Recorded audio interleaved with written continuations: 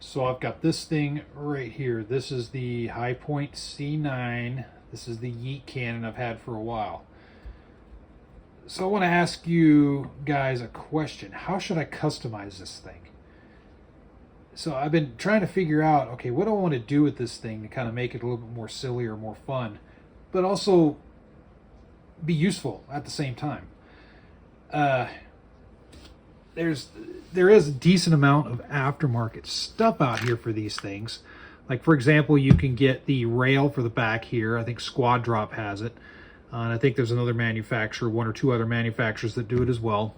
Replaces this, so there'll be a little rail so I can maybe put a red dot on here, which would be kind of cool, but I'm not totally sold on that. Grips, they do have some aftermarket grips out there.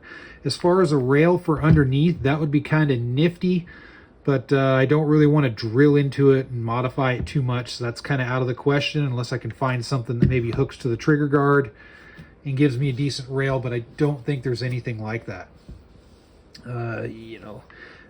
The slide itself, you can't really do much unless you want to cut into it, which I don't. This does have a muzzle, threaded muzzle on it, which is kind of nice because I probably could get some nice little muzzle brakes. I thought about throwing a big stupid flash hider on here, but I thought, you know what, why not throw some sort of muzzle brake on there and see how it does with this blowback action.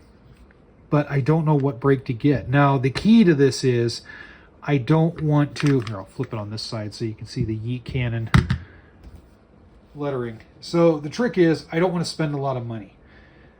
Yeah, there are aftermarket items that I could put into this and double, maybe even triple the cost of this gun, and then I can have this real neat looking custom Hipoint yeet cannon generation 1 9mm.